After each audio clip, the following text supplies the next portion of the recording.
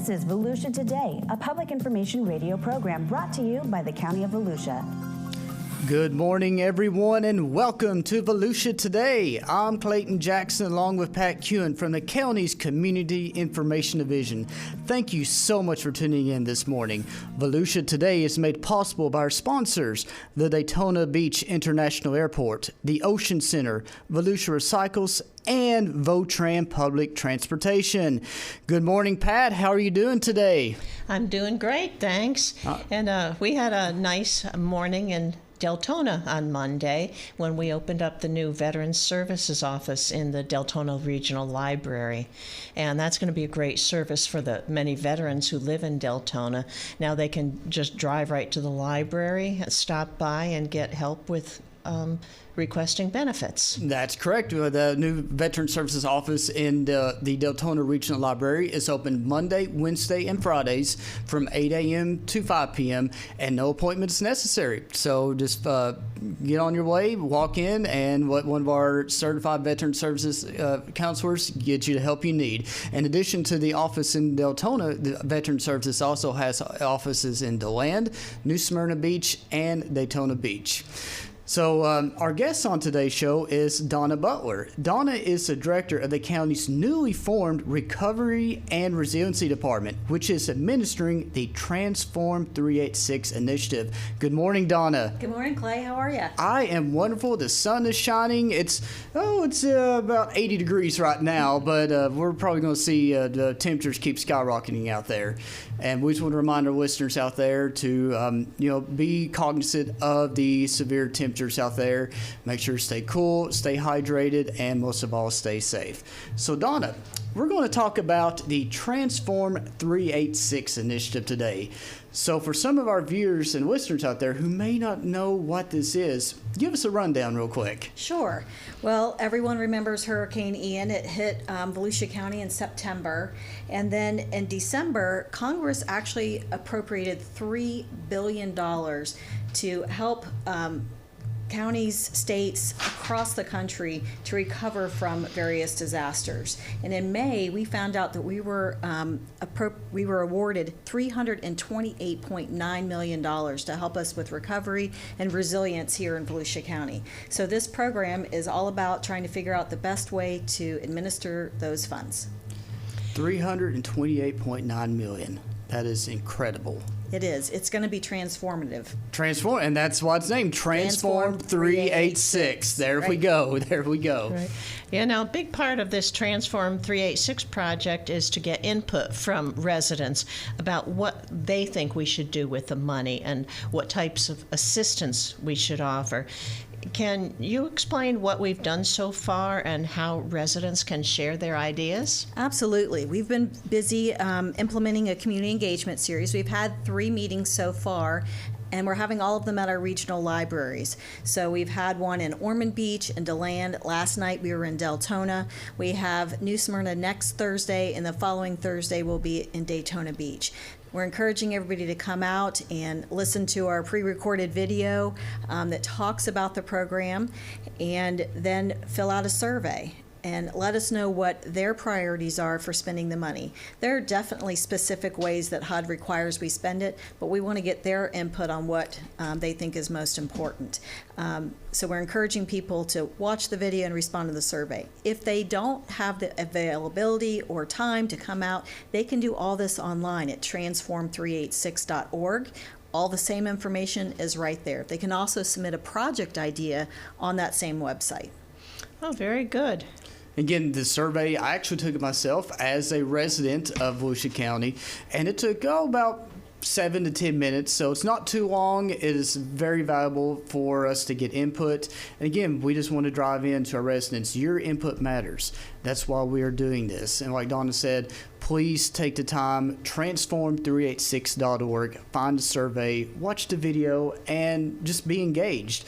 And Dona, if there is a group of residents or an organization that maybe it's a little bit more personal touch, they couldn't attend one of the meetings you were just talking about, is there a way that you or your team could come out and talk to them or give a presentation? Absolutely. If they call my office, 386-943-7029, or send me an email, they can send it through the website. We'll be happy to see what we can do to come out and spend some time with folks. Okay, now I understand that these funds can be used for infrastructure restoration, housing, economic revitalization, and mitigation. So to give our listeners a better understanding of this, can you give us a couple examples of each category? Sure. So in housing, that could probably will most likely focus on housing repair and rehabilitation. So if someone's house had flood or storm damage, we can come in and help meet the gap of funding. So if they've received FEMA assistance and insurance assistance and still have a gap and they meet qualifications for income, we can come in and potentially help them get their home back up to standards. It can also pay in the housing for new affordable multifamily housing, so we're excited about that opportunity as well. Infrastructure includes reconstruction and repair of damaged public facilities, bridges, water treatment facilities, sewer, and things of that nature.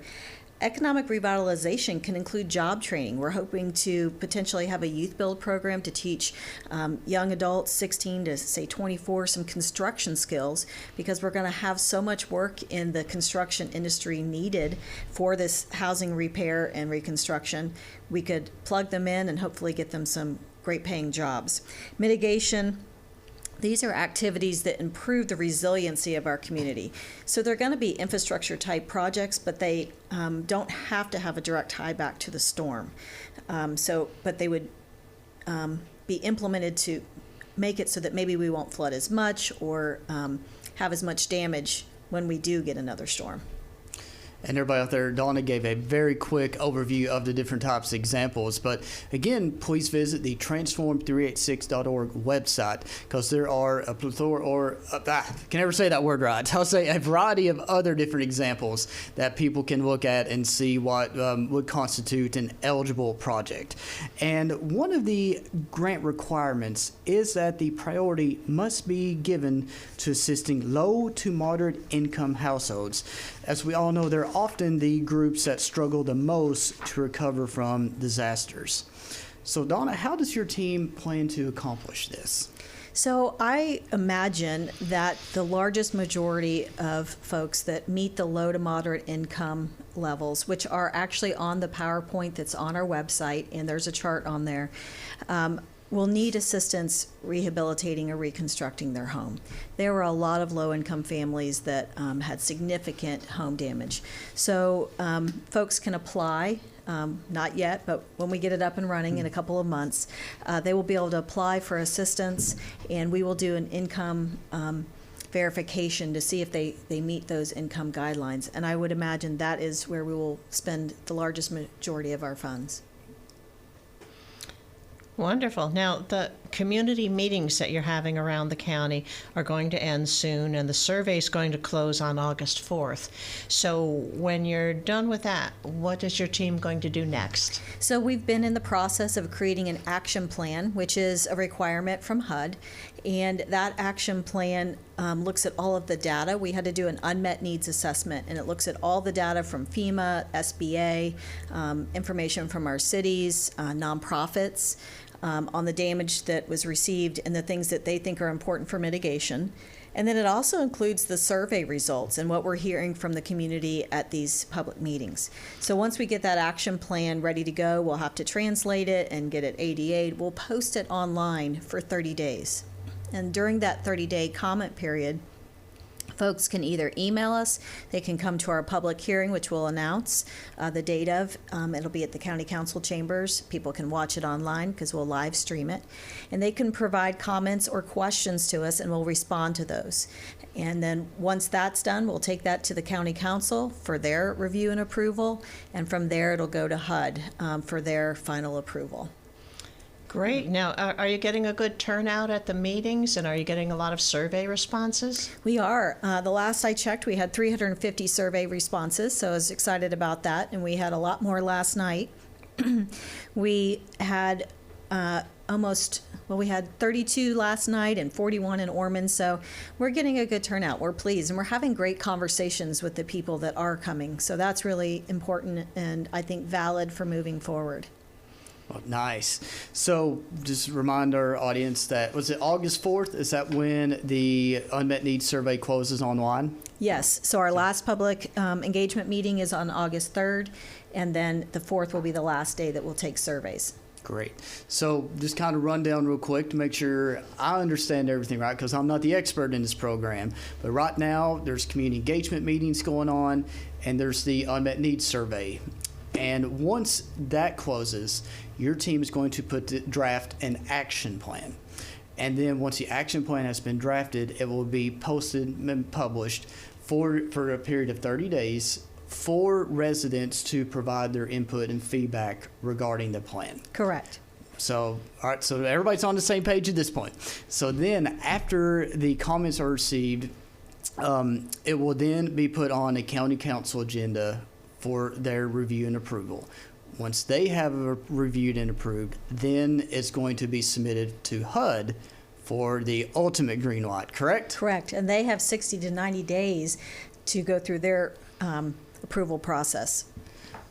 All right, well, good. So now we have a good timeline for our listeners to understand how the process works. So with that, we're going to take a quick commercial break, and when we come back, we will continue our discussion on Transform 386. Thank you. Subscribe to the Volusia County YouTube channel. And hit the bell icon to know what's happening in your hometown. There are so many great places to explore. And things to learn. With over 1,000 videos available right now, the channel offers something for everyone. Let's go! Did you know we have countless features showcasing history, nature, wildlife, and recreation?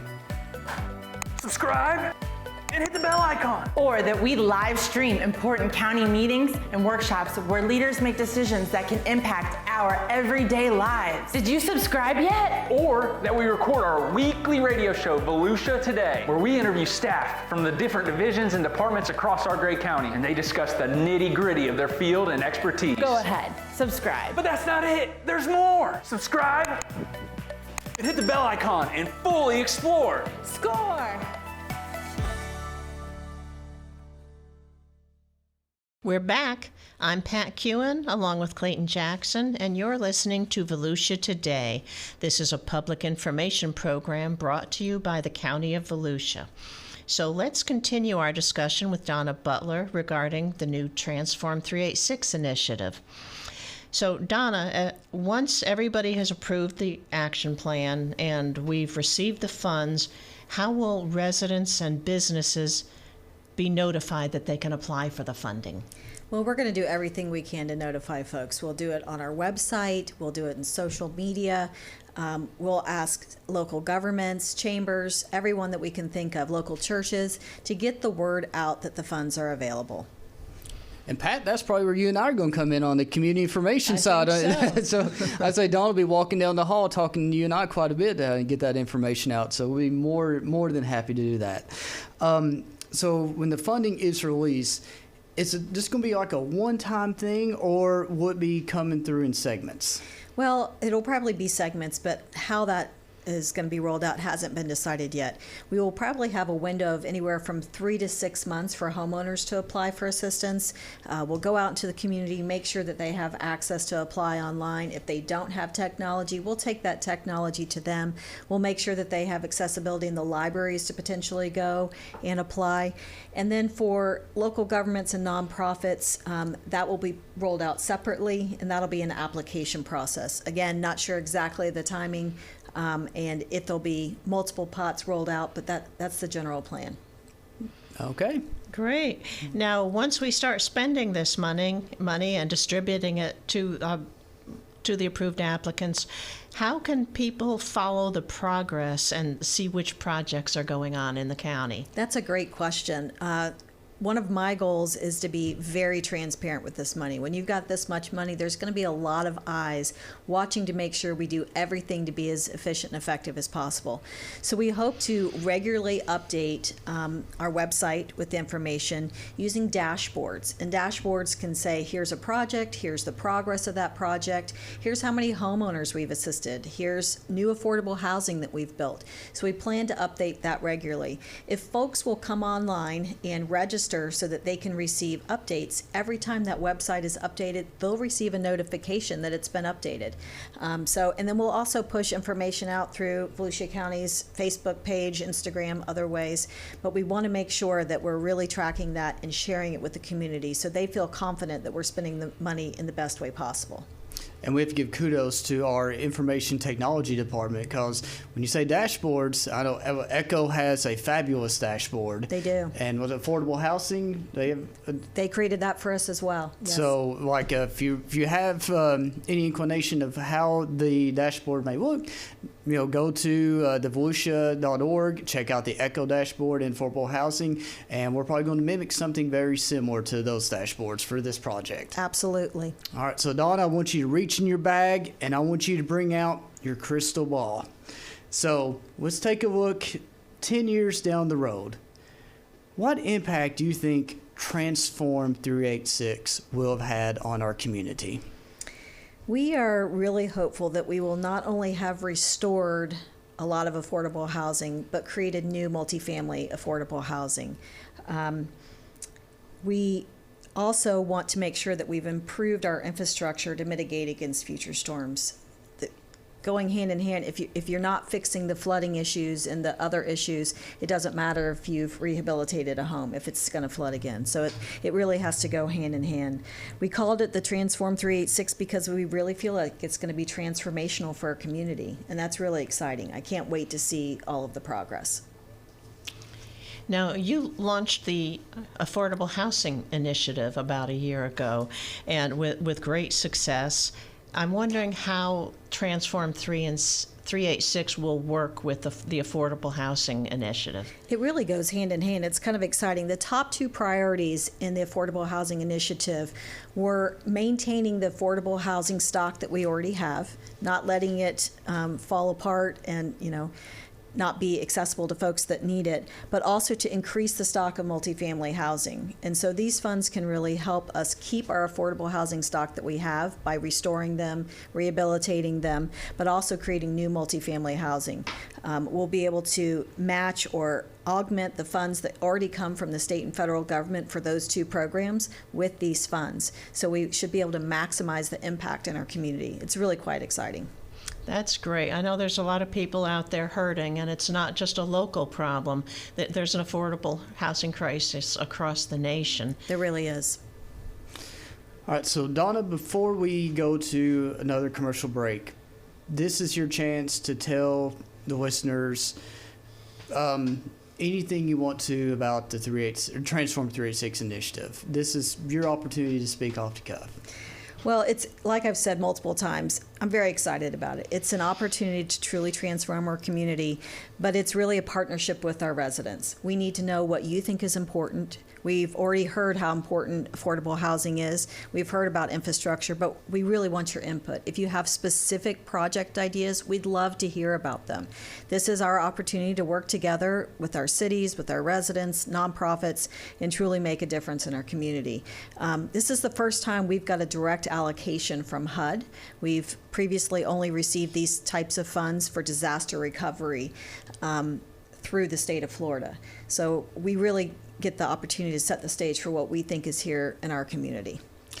So again, just to wrap up everything to our listeners and viewers out there, please get engaged. I'm doing air quotes if you can't see me on the radio, but please get engaged. If you're not able to attend a meeting, but your group, your organization would like more information, please don't hesitate to contact Donna and her team. They'd be more than happy to come out there. And we can't stress the importance enough. Please go online and take the unmet needs survey. Your voice matters. And so we don't know what is important to you unless you tell us. So please, please, please go online and complete that. And you have until August 4th, right? Correct, August 4th. August 4th to go on and take that. And then, be on the lookout for that action plan. And again, you're going to have the opportunity to provide feedback regarding the material that is included in the action plan.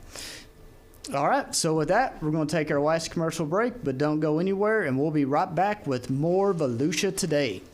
Subscribe to the Volusia County YouTube channel. And hit the bell icon to know what's happening in your hometown. There are so many great places to explore. And things to learn. With over 1,000 videos available right now, the channel offers something for everyone. Let's go! Did you know we have countless features showcasing history, nature, wildlife, and recreation?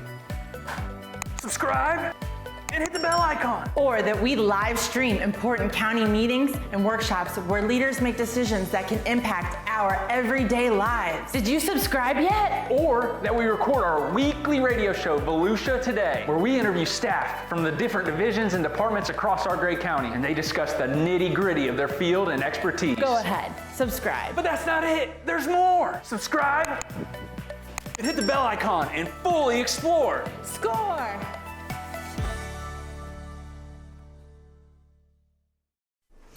We're back. I'm Clayton Jackson with Volusia Today. So, Donna, you've served many roles throughout your career with Volusia County government. And almost every position you've had, it's been associated in some way, shape, or form with helping people. What is it that drives your passion to help our residents? Well, my mother always used to say to me, there but for the grace of God go I. And that was kind of beaten into my head as I grew up, and that's driven my work. I began in the county manager's office as an intern and have had an amazing opportunity to learn about the way to serve in our community through government. I believe in good government, and I believe that we don't have good government unless our citizens are involved. And from being the community assistance director, then the community services director, those were dream jobs. They gave me the opportunity to be paid to make a difference in our community in a way that many people don't get the chance to do. And I've been able to see incredible impact in our community, and it's been so rewarding and so exciting. So this expands on that. We get to help the people that need it the most in our community with these funds, and then also leave a legacy of resiliency that can help protect future generations from quite as much devastation as we just faced between Hurricanes Ian and Nicole. So it's very exciting. I can't imagine a better place to wind up my years of service with county government. I want to throw a date out to you and see if it means anything to you. September 2016, does that ring a bell to you at all? Is that when you started in county government? That is right. Ding, ding, ding. Donna is actually a huge part of where I am at today. In 2016, I came down for an interview for the human services manager position. Got to meet Donna and her team. I was offered a position and uprooted everything I've known to move to Florida. And Donna was instrumental in my success. She showed me. I came from the nonprofit world, so she showed me the ropes of how local government works. We built a team. We were always able to collaborate, work on ideas. Again, human services, for y'all don't know out there, we're a small, actually a pretty good activity in the county government that helps low-income residents with utility bills, rent, mortgage, indigent cremation, dental assistance, and so forth. And again, Dawn and I, we both share that passion for helping those who are underserved, who need that, not a handout, but a hand up. And, Donna was just so instrumental in growing my career. And I can't thank you enough for being just a mentor and a leader to our organization. Oh, thank you, Clay. You were an easy hire. You really stood out and made it easy for us to bring you on board, and have done amazing work. And now you're in this community information role doing even more amazing things. So thank you for that. Well, I appreciate that. So, kind of talk about, go along the theme with helping our community. You just want to make sure that, everybody understands that the summer food program is still going on out there. And it's for your children, they are looking for a free breakfast and or lunch. There's sites, I think the last I heard there's still about 60 sites going through the county. Some of those sites, I think they do close down at the end of July, but always go to, you can find information on volusia.org//summer food, or you could easily find us, put in your address at summerbreakspot.org. It'll take you to a spot, and it'll give you the serving times, hours, and so forth. And Pat, what do you have going on? Well, I want to bring up the heat. The heat? Yes. It's awful hot out there. And if anybody's overheated and your air conditioner isn't moving, go to the library. Our libraries are official cooling stations. You can hang out there, read a book, pick up a magazine, and you can also go to the mall and hang out. That's a nice, cool place. Yeah. And speaking of our public libraries, they are a treasure trove of information. Donna, you know a little bit about libraries, being a community services director. Do you want to give just a very quick rundown on, it's more than books. Oh, it is so much more than books. I'm actually an avid user of their online services. You can read books online. You can do so much online. It's amazing to me what our library services provide. They are, in some ways, a social services hub. Anyone is welcome to visit our libraries whenever we're open for a cooling station, to get on the internet. Our librarians help folks apply for benefits. They will be instrumental in this program, helping our residents apply for the Transform 386 funds. I love our library staff. They're creative. They provide incredible children's programming. They have partnered now for the second year in a row to provide a reading program through our summer recreation programs through Parks, Recreation, and Culture. So they're wonderful. And the Community Assistance Division and the Library Services Division actually are collaborating on the social worker in the libraries program, which started, about a year ago? We got this initiative up and going? Yes, we've used the ARPA funds to fund this program for approximately 4 years. So the Community Assistance Division, they have caseworkers that travel among the different branches, and people can go in, schedule an appointment, and they can talk to a social worker to help them get identify potential resources. And with that, we want to thank our guest, Dona Butler, for being on today, and everyone have a wonderful weekend in Volusia County. Thank you for having me.